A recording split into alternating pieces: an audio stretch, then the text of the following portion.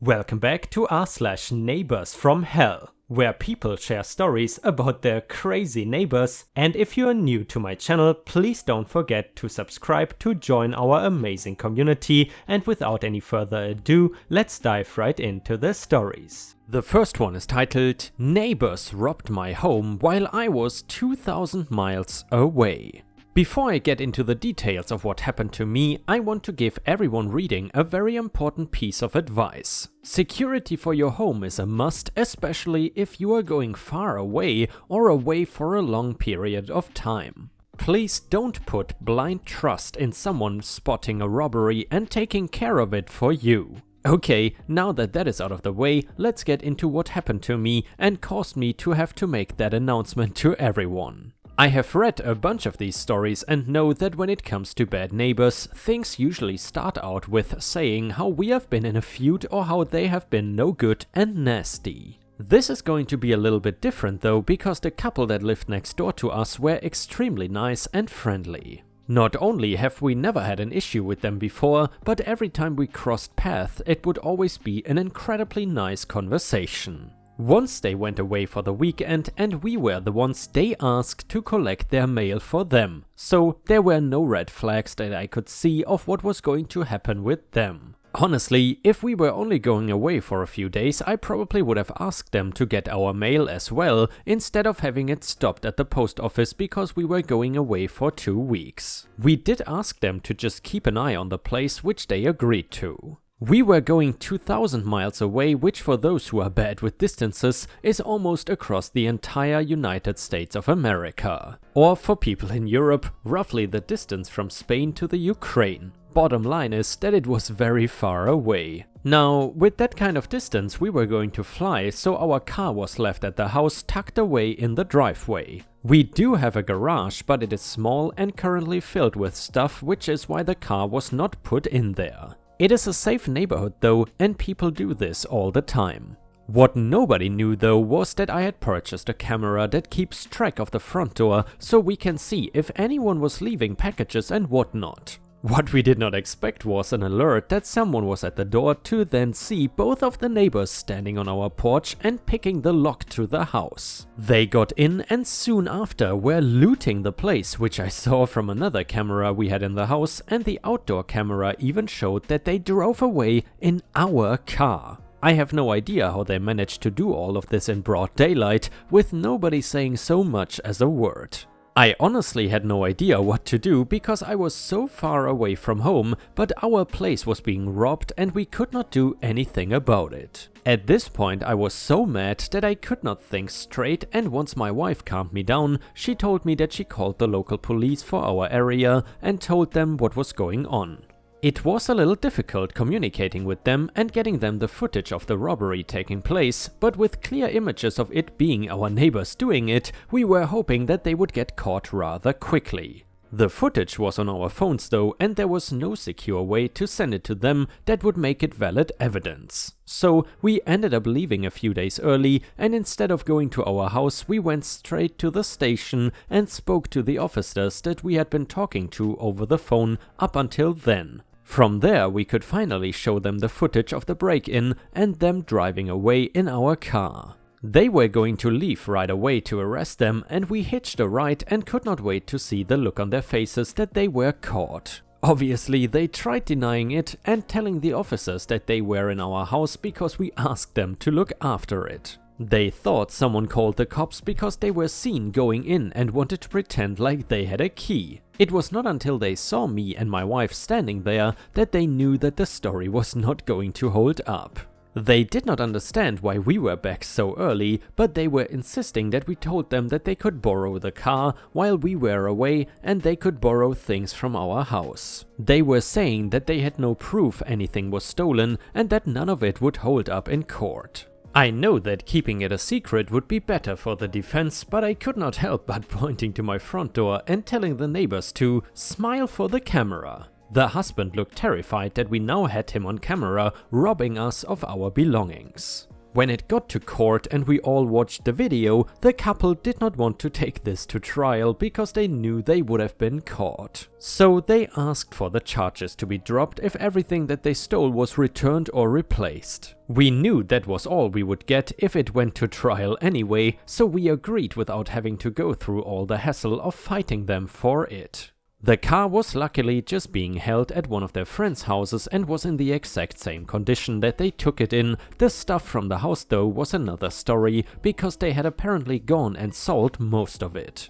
They took paintings of our walls and even sold my guitar. My wife's jewelry was taken and a few of my fancy ties. That stuff had to be negotiated on what the actual cost of some of the stuff was due to sentimental value, and they ended up having to give us a very big payout. It was about $30,000, and with that we were able to replace everything they had stolen from us. And probably a bit more.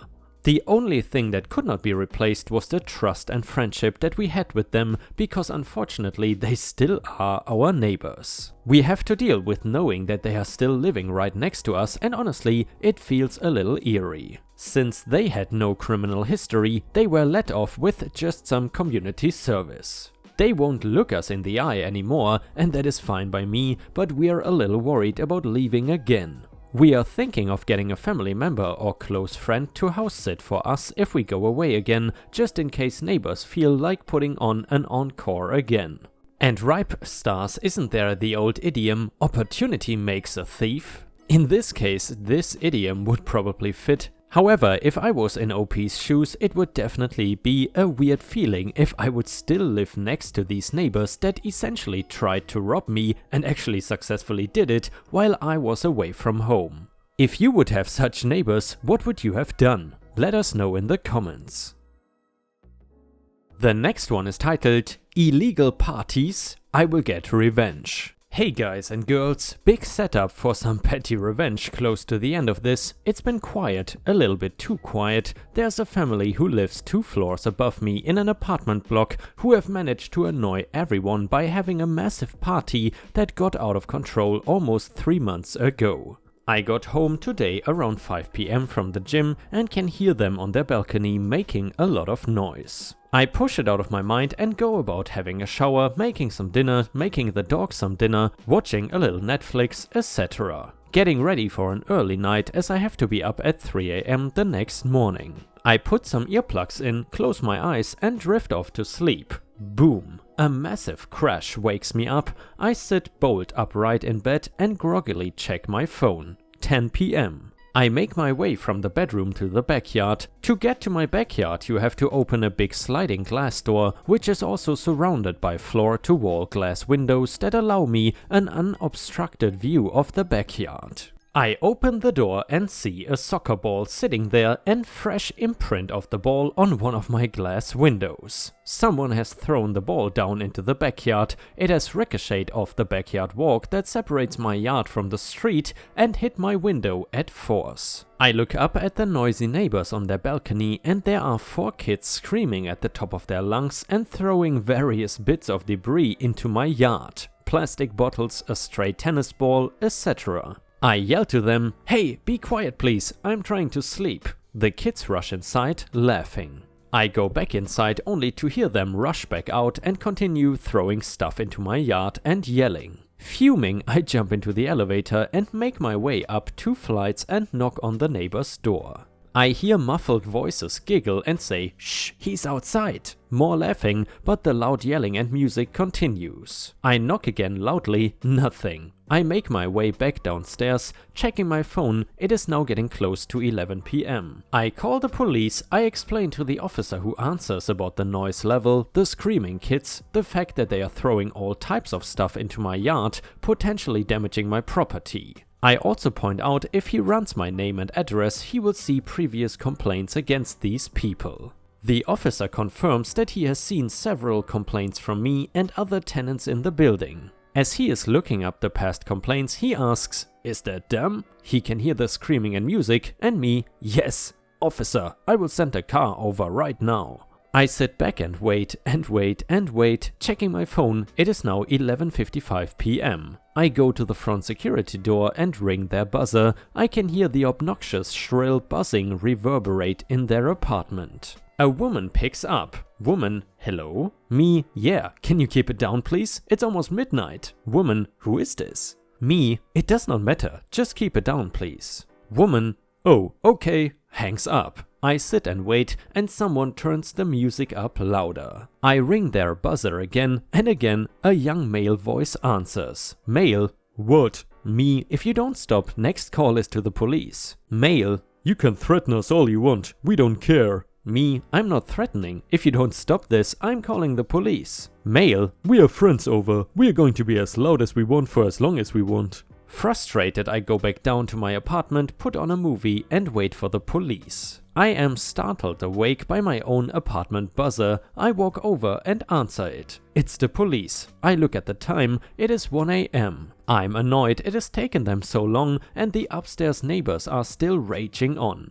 I open the door and await the officers as they make their way down. Immediately, they are sympathetic. They can see I am exhausted and hear the noise. I explain everything to them. The male officer explains that even though they are owners, they need to abide by noise ordinance laws and also the bylaws of the building commission. He takes my statement, asks what apartment number they are in, bids me goodnight and heads up to speak to them. I hear them knocking on their door, no answer. Police? It's the police, open up. I hear the door open, music is finally turned down, and what ensues is a 30-minute conversation of the neighbors saying that they are owners and can do whatever they want. The police quickly shut them down, saying that they are disturbing the peace and violating various other codes and laws. Finally, the police leave at 1:45 a.m. and there is silence in the apartment block. Now for the petty revenge. 2 days later, I am heading out to walk my dog and I can hear someone pressing a buzzer over and over again. I get to the front security door. It is the guy that answered the buzzer that night, holding coffee, and has obviously locked himself out. He looks annoyed and has probably been out there for ages. He sees me coming and relief washes over his face. He'll be able to get through the locked security door as I make my way outside. Or so he thinks. I crack the security door open, let my dog go through first, and then I slip through quickly. He bends down to pick up a small bag of goods, and as he is about to walk through, I slam the security door, locking him outside. He literally stands there, shocked and also pissed off. I smile down at my dog as we go for a very long walk. Take that, you jackass. The next one was posted by user Pokeplayer984 on r/ripe stories and it is titled The Year I Got My Best Christmas Gift Ever. Let me tell you about when I got the best gift ever for Christmas. This happened some years ago, so bear with me. Anyways, to start, we have to go back to March of the mid-2010s. I had recently gotten my tax return and I already knew what I wanted to do with the money. Some would invest, some would do a one-time splurge, and some would get something they always wanted. I was in the last category. My choice was a brand new bicycle to help me get to and from work. There are several reasons why I chose to get a bike. First off, I never learned how to drive, so no car for me. Second, I could walk to work, but it always took at least half an hour, maybe more if I chose to shop for something. It was tiring and a little dangerous, since I had to watch out for those drivers who don't pay attention to pedestrians. You know the ones. Finally, I always wanted one, but was always tight on money. This was when I could finally afford something this nice. In the end, I chose a blue adult tricycle that had a basket in the back. See the picture below. And yes, ripe stars, this is certainly a very unique bicycle.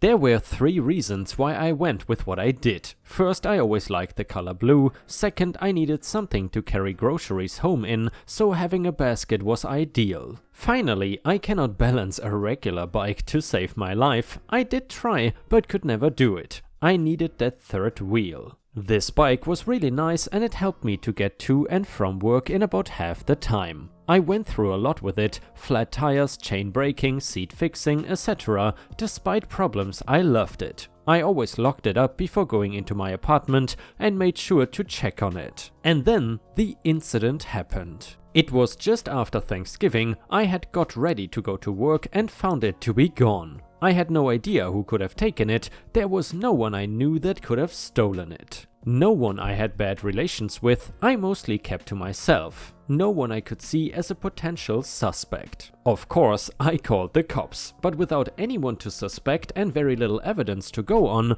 only a small piece of the lock was left, there was little they could do. I at least gave them a picture of the bike to keep an eye out for, but even that did not help.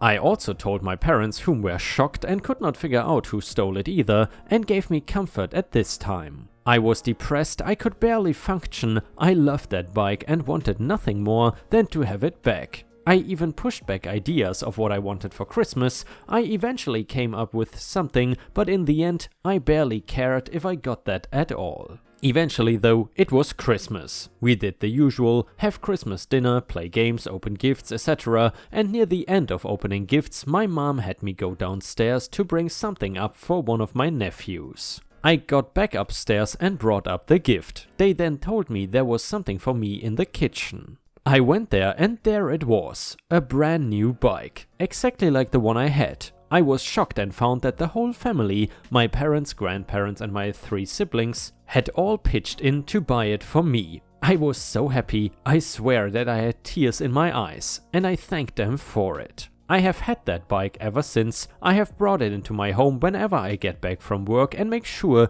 to keep it in view of the cameras when I lock it up at work. I have gone through a lot with it, but I love my bike. It has its problems, but I would never give it up, even for the world. Definitely my best Christmas gift ever. And Ripe Stars, now I'm curious, what was your favorite Christmas gift of all time? Please let us know in the comments. And the next one is titled "Entitled Parents Complain About Our Electric Fence. They Wind Up Admitting Their Kids Are the Neighborhood Thieves." We had a couple hundred cars and other motor vehicles stored at any given time. The neighborhood kids, older teens, some were actually adults, like to break in and steal personal items left in the cars, wallets, radios, GPS units, etc.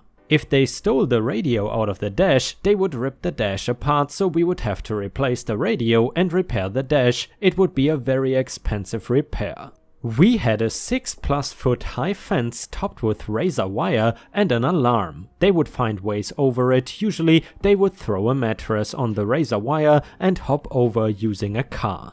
To protect ourselves, we put up an electric fence inside our security fence, the one topped with razor wire. The electric fence was 6 feet inside the outer fence. Neighborhood parents decided they were up in arms about our complete disregard for their little trophies. The local councilman and police lieutenant came to me asking what we could do to calm the neighbors. Mind you, the electric fence was installed with the blessing of the local government, fully permitted and licensed. I told the politician, he was the real mouthpiece, that we would not be disarming or removing the fence. He told me that neighbors were very concerned for their children. I asked him which neighbors were most vocal and he told me. I looked at the lieutenant and told him that those were the kids to look into when there were burglaries and thefts in the area. The politico asked why, and I told him the parents most worried about their kids were the ones that had kids they knew were climbing the other fence and stealing and vandalizing cars.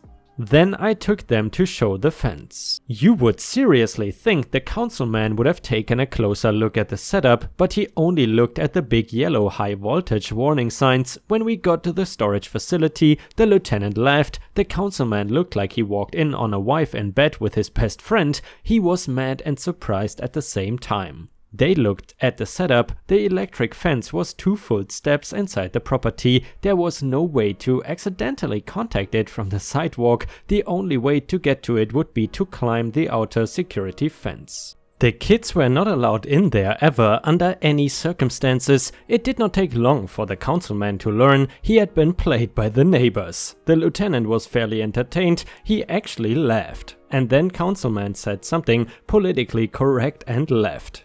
I looked at the lieutenant and we talked about the families that were really upset about the fence. They outed themselves as the suspects in a number of crimes. One of the older kids would shoot someone about 2 years later. He would actually get caught on a stolen ATV from our other location.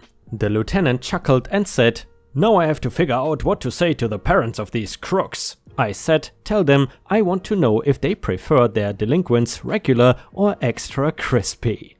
And guys, I'm curious, did you ever have to deal with any thieves in your neighborhood? Let us know in the comments. And I gotta say, the only thieving neighbor I've ever had was a little boy when I was younger, who would always try to steal Pokemon cards from me, which was pretty annoying to be honest. And in addition, to make things worse, his father was a total douchebag and would always try to defend his son. And ripe stars, with this we have reached the end of the video. However, if you still cannot get enough of my content, then I would highly suggest to check out my endless binge watch playlist, which will soon show up in the left corner of the screen. In addition, I would really appreciate it if you could not only subscribe to the channel, but also turn on the bell notifications, which you can do by clicking on the little bell icon right next to the subscribe button. This will help my channel tremendously, and this will make sure that you don't miss any of my videos. Furthermore, if you want to see additional ripe content that I don't post on YouTube, then I would suggest to head on over to patreon.com/ripeyoutube for more than 50 exclusive videos that you will not see anywhere else. Thank you so much for your amazing daily support, and I hope to see you again tomorrow.